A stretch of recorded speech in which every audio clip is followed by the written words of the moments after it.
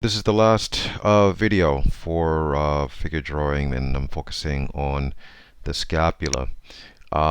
This one I'm speeding up a little bit just to see how this works for you. The last one I did was at regular speed.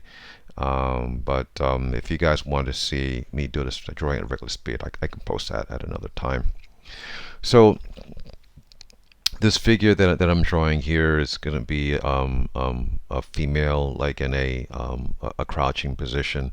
Even if this was at a regular speed, I would have like laid this in pretty quickly anyway. So you can say I've already like laid in the relationship between the rib cage, like to the pelvis here. So right now, like the rib cage from the back view is just like this oval, right? So here, as I'm placing in the scapula, right, it starts like to flesh it out. Now you notice like how I brought it across from the scapula, like in towards like where the shoulder is.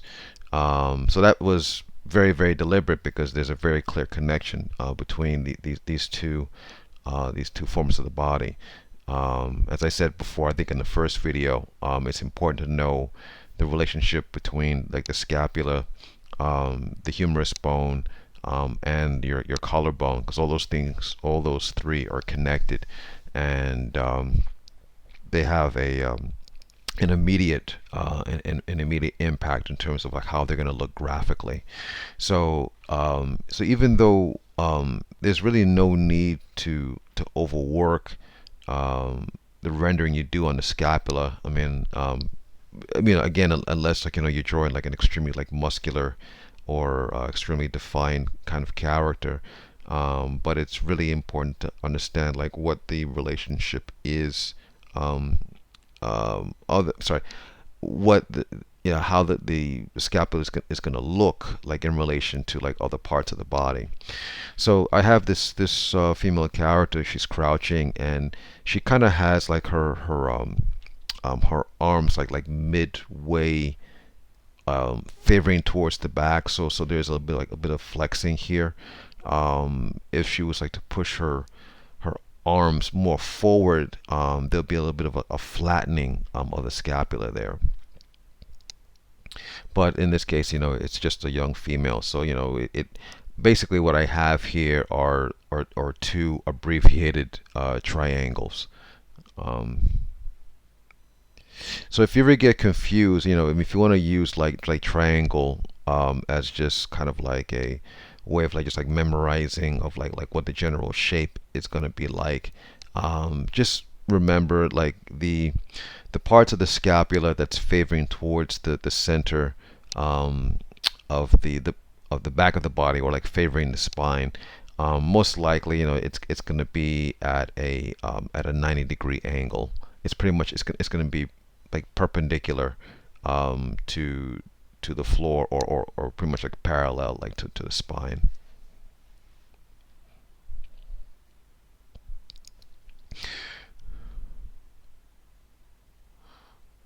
So, and I put a little bit of like musculature there for her latissimus muscles. As you can see, like it's like just above like her waist. It's between her waist and the scapula there. But I don't overwork it because it's supposed to be um, a young female, a young slender female. All right, so here's the second one that I'm doing here. Um, Actually, this one is gonna have her arms back a little bit more, so we should see a little bit more of a protrusion of the scapula on her.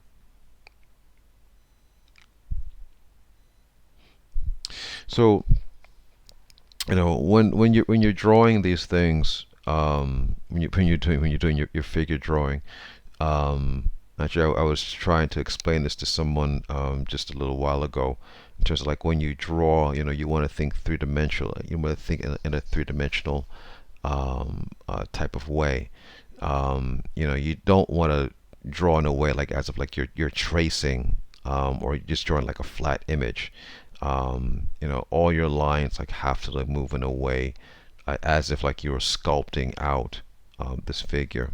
So because when you have that way of thinking in terms of like where you place things, and the um, the quality of the line that you use, even, you know, is going to have an impact if it seeming like, is this coming, you know, is this something that we can actually believe that is like coming out, you know, towards us.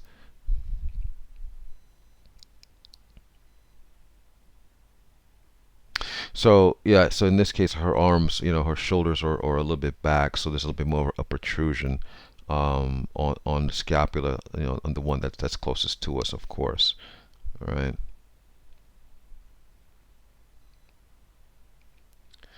So my other advice for you, when you're drawing like the scapula, um, or any other body part, of course, you know, you should like do your reference, and everyone is living in a very privileged age in terms of like access to information. You know, you don't have to go down to like to the library, or the bookstore like to find out like anatomy or to get reference. You can get reference immediately on the internet. But I think sometimes like the best reference that you can get is actually yourself, because you know, if you're not sure just like how a body part is working, you know, you're a walking reference yourself, you know, and we all have cameras now, right? So you know, you can take pictures of yourself, and you know, you can, you know, you just do it, you know, do the pose yourself, like see, you know, see how your scapula is either like it's either like pushing out or flattening out, angling, you know, upwards or downwards in terms of how you're moving your arm, and you'll see for yourself. I think that's the best way to do it.